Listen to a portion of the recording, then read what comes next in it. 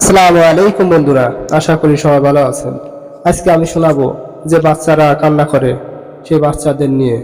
তো এই তিনটা জিনিস আমরা অবশ্যই আমল করব যাতে বাচ্চাদের কান্না না হয়। তো আমরা অনেক সময় বাচ্চারা কান্না করলে অনেক সময় দেখা যায় কবিরাজের কাছে নিয়ে যাই, অনেক ফকিরের কাছে নিয়ে যাই, যে ঝাড়ফুঁক দিয়ে নিয়ে আসি, অথচ কোনো কাজ হয় না। এই কাজটা আমরা যদি মা বাপে করি এতে অনেক উপকারিতা আছে। তো এই তিনটি আমল আমরা মা বাপ ওই সন্তানদের জন্য করব, যে সন্তান সর্বদা কান্না করে, যে সন্তান সময় নয় অসময় নয়, যে সময় মন চায় সেই সময় কান্না করে, অনেক বাহানা করে, কথা বললে শোনে না। অনেক সময় ছোট বাচ্চারা কান্না করতে করতে অধৈর্য হয়ে যায়, এমনকি নিঃশ্বাস বন্ধ হয়ে যায়, এমন কান্না কান্দে। এই সময় আমরা অনেক কবিরাজের কাছে নিয়ে যাই, এত কান্না করছে কেন, এত কান্না কিসের জন্য করে, অনেক নানান বিভ্রান্তির মধ্যে ফেলা দেয়। তো এই বাচ্চারা যখন কান্না করবে তখন আমাদের মা বোনদের আমি বলবো যে এই তিনটি আমল যদি আপনি করতে পারেন তাহলে এই বাচ্চা জীবনে কান্না করবে না।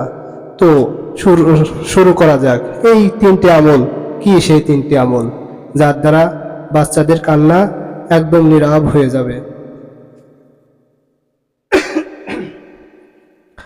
তো প্রথমত আমরা যে কাজটা করব সেটা হচ্ছে এক গ্লাস পানি নিব। ওই যে সন্তান কান্না করবে সেই সন্তানের পিতা নয়তো মাতা এক গ্লাস পানি হাতে নিয়ে সূরা ইখলাস, বিসমিল্লাহ, আউযুবিল্লাহ, বিসমিল্লাহ সহ পড়ে তিনবার পড়বে, পড়ে ওই পানিতে ফুঁক দেবে। প্রথম এক নম্বরে ওই পানির গ্লাসে সূরা ইখলাস প্রত্যেকবারই আউযুবিল্লাহ বিসমিল্লাহ পড়ে ফুঁক দেবে 3 বার করে। এরপরে সূরা ফালাক আউযুবিল্লাহ বিসমিল্লাহ সহ 3 বার করে ফুঁক দিবে ওই পানিতে। এরপরে সূরা নাস আউযুবিল্লাহ বিসমিল্লাহ সহ সূরা নাসও ওই 3 বার পড়বে, 3 বারই ফুঁক দিবে পানিতে। তো 3 বারই আউযুবিল্লাহ বিসমিল্লাহ সহ পড়তে হবে। আমি আবার বলছি, সূরা ইখলাস আউযুবিল্লাহ বিসমিল্লাহ পড়ে পানিতে ফুঁক দিবে পরপর 3 বার, 3 বারই আউযুবিল্লাহ বিসমিল্লাহ সহ পানিতে ফুঁক দিতে হবে। একই রকমের সূরা ফালাক ওই 3 বার আউযুবিল্লাহ বিসমিল্লাহ পড়ে ফুঁক দিতে হবে। তারপরে শেষে সূরা নাস আউযুবিল্লাহ বিসমিল্লাহ পড়ে ওই পানিতে ফুঁক দিয়ে ওই পানি দ্বারা বাচ্চাদের একটু খাওয়াইতে হবে। এরপর ওই পানি দিয়ে গোসল করাইতে হবে।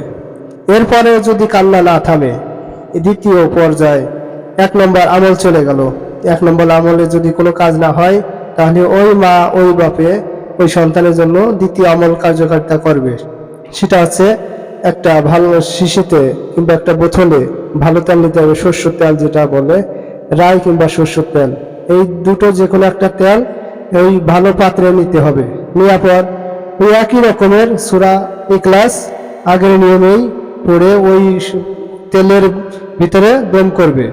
একই নিয়মে সূরা ইখলাস, সূরা ফালাক, সূরা নাস একই নিয়মেই পড়ে 3 বার আউযুবিল্লাহ বিসমিল্লাহ পড়ে ওই তেলে ফুঁক দেবে।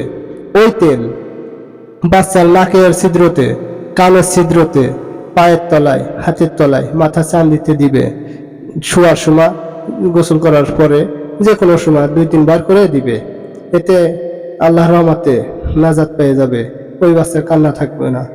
এরপরেও যদি ওই বাচ্চা কান্না না থামে, অতিরিক্ত কান্না করে, সেই ক্ষেত্রে কি করানো উচিত? লাস্ট যেটা আছে 3 নম্বর আমল, এটা ইনশাআল্লাহ কার্যকারিতা হবে। সেটা হচ্ছে যে ওই মা ওই বাপ 2 হাতের তালুতে 1 মুষ্টি কিংবা তারও বেশি, কম হলে সমস্যা নেই, লবণ নিতে হবে। নিয়ে ওই একই নিয়মে সূরা ইখলাস 3 বার আউযুবিল্লাহ বিসমিল্লাহ সহ পড়ে ফুঁক দিবে। 2 নম্বরে ফালাক পড়ে 3 বারই আউযুবিল্লাহ বিসমিল্লাহ পড়ে ফুঁক দিবে। 3 নম্বরে সূরা নাস পড়ে ওই লবণে ফুঁক দিবে। এরপর ওই লবণ বড় একটা বালতিতে পানি নিতে হবে, পানির ভিতরে দিয়ে গুলায়ে, যে ঘরে বাচ্চা থাকে, যে ঘরের ভিতর রাত্রে শয়ন করে, যে ঘরে ঘুমায়, ওই ঘরের ভিতরে শ্বাস থেকে একদম ওই পানি দিয়ে একটা ন্যাকড়া দিয়ে, ভালো পরিষ্কার ন্যাকড়া দিয়ে ওই যে লবণের পানি দিয়ে, ওই পানি দিয়ে ঘর মুছে মুছে একদম দরজার কাছটা এসে সম্পূর্ণ ঘর মুছে দিতে হবে। এরপরে ইনশাআল্লাহ ওই ঘরের ভিতরে যে দুষ্টু জিন ছিল, দুষ্টু শয়তান জিন ছিল, সব পলায় যাবে। ওই শয়তান জিনের কারণে কিন্তু এই বাচ্চাদের কান্না হয়। এই জন্য আমাদের মা বোনরা এই আমলটা সর্বদা করব। আমি আবারও বলছি, প্রথম পানিতে 3 বার করে সূরা ইখলাস, সূরা ফালাক, সূরা নাস পড়ে ফু দিবে। এরপরে যদি কাজ না হয় তাহলে তেলে একই কায়দায় ফুঁক দিবে। এরপরে যদি কাজ না হয় তাহলে লবণ দুই হাতে নিয়ে সূরা ইখলাস, সূরা নাস, সূরা ফালাক, এই 3টা সূরা 3 বার ভরে আউযুবিল্লাহ বিসমিল্লাহ ভরে ফুঁক দিয়ে ওই লবণ দ্বারা ওই ঘর মুছে ফেলাতে হবে যে ঘরে ঘুমায়। ইনশাআল্লাহ এই আমল 3টে যদি করা হয় তাহলে এই বাচ্চাগুলোর থেকে, কান্নার থেকে এই বাচ্চাগুলো মুক্তি পাবে, আর শয়তান ওই ঘরের ভিতর আর প্রবেশ করতে পারবে না। এর দ্বারা, এই আমল দ্বারা আমাদের সন্তানদের কান্না দূর হবে ইনশাআল্লাহ। এই আমলটা সমস্ত মা বোনরাই করবো ইনশাআল্লাহ।